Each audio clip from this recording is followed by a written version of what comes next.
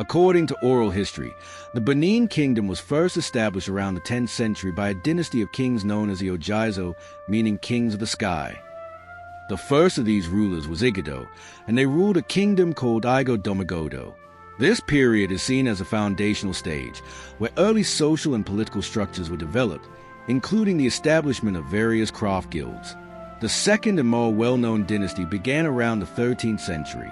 The Ogizo dynasty ended due to a period of turmoil and political instability. The people of Benin then invited a prince from the neighboring Yoruba kingdom of Ife, named Oranmiyan, to rule them. Though he did not stay long, he left behind a son who would become the first Oba, king of Benin, taking the title Ewuare. This established a new ruling dynasty that would go on to build the powerful empire. Over the centuries, the Oba dynasty consolidated its power, with rulers like Ewuare the Great in the 15th century expanding the kingdom's territory and reorganizing its administrative and military structures. This period of expansion and centralization led to the powerful and wealthy empire that became famous for its sophisticated art and complex political system.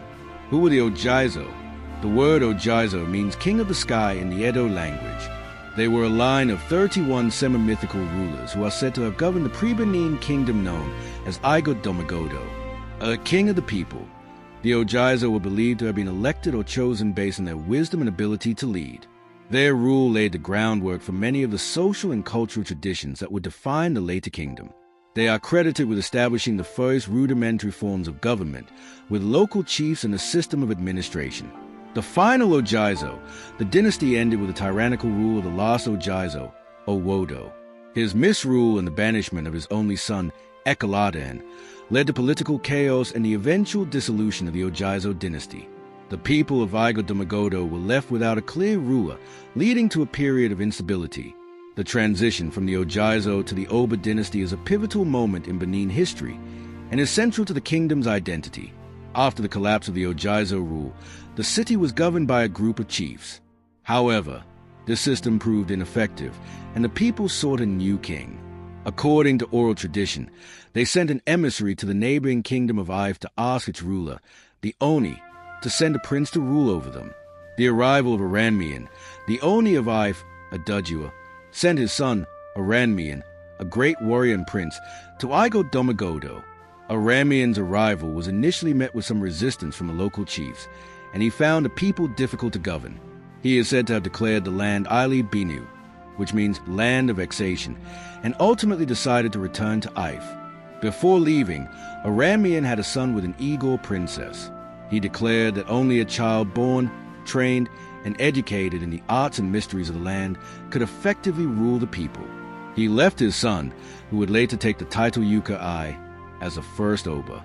This marked the beginning of the powerful and long-lasting Oba dynasty that reigns to this day.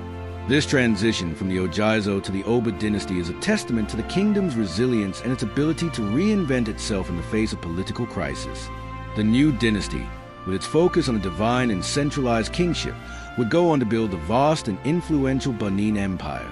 The continuation of the Oba dynasty is a remarkable story of expansion, political sophistication, cultural flourishing, and eventual decline, all shaped by a line of powerful and influential rulers. The imperial era, the rise of an empire circa 1440 to 1897. The Oba dynasty truly established the Benin kingdom as a major imperial power, with several key monarchs leaving an indelible mark. Oba Ewuare the Great, circa 1440 to 1473. Often hailed as the greatest of the Obas, Ewuare transformed Benin from a regional kingdom into a formidable empire. Political reforms. He consolidated the power of the Oba, reducing the influence of the powerful Uzama chiefs who had traditionally acted as kingmakers.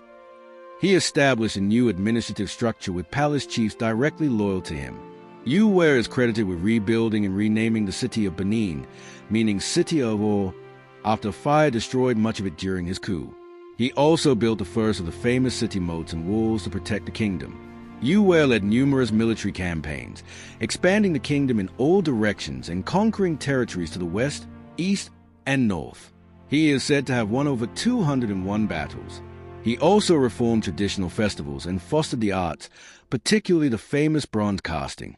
Oba Ozoluwa 1480 to 1504, known as Ozoluwa the Conqueror, he was a formidable warrior who continued Ewuare's legacy of military expansion.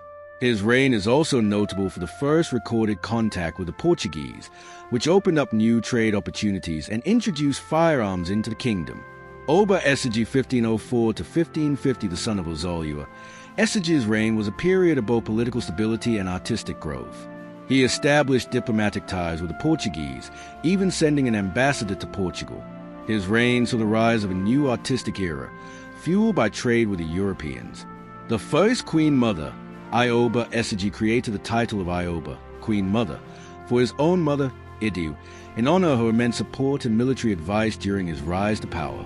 Her famous ivory mask, a symbol of Festic 77, is one of the most recognizable works of Benin art. For the next few centuries, the Benin Kingdom remained a powerful force, but by the 18th and 19th centuries, internal conflicts, succession disputes, and the decline of the slave trade weakened the kingdom. However, the Oba remained a powerful spiritual and political figure. Oba Oven Ramwun Nogbezi 1888 to 1897, he was the last independent Oba of the kingdom. Following an ambush of a British delegation, the British launched a full-scale military invasion. In 1897, they sacked Benin City, exiled Oba Oven Ramwun to Calabar, and looted the vast collection of royal artifacts, including the famous Benin Bronzes. This event marked the end of the Benin Kingdom's sovereignty. After Oba Oven Ramwun's death in exile, his son, Ewuare II, was crowned in 1914. However, the monarchy's power was now greatly reduced, as it was subordinated to British colonial rule. Ewuare II worked tirelessly to rebuild the city and restore the traditions and art guilds. The tradition of the Oba has continued to this day, with the monarchy now serving a ceremonial and cultural role within the modern Nigerian state. The current Oba, Ewuare II, who ascended the throne in 2016, continues to be a respected figure and a custodian of the Edo culture. The ongoing campaign for the repatriation of the looted Benin Bronzes has also brought renewed international attention to the kingdom's history and legacy. That was a great journey into the rich and complex history of the Benin Kingdom. It is a story of a dynasty that rose from humble origins, built a powerful and influential empire, created some of the world's most breathtaking art, and ultimately faced a tragic end at the hands of colonial powers. But the story of Benin doesn't end in 1897. The legacy of the kingdom lives on today, through the continuity of the Oba dynasty, the enduring strength of the Edo people's culture, and the global conversation about the restitution of its stolen heritage. The Benin Bronzes, scattered across museums in Europe and America, are not just artifacts. They are historical documents, a testament to a civilization that deserves to be remembered and celebrated. What are your thoughts on the story of the Benin Kingdom? Did you know about its immense history before this? Let us know in the comments below. If you enjoyed this deep dive, be sure to hit that like button, subscribe to our channel, and ring the notification bell so you don't miss our next video. We'll be bringing you more forgotten histories from Africa and beyond. Thank you for watching.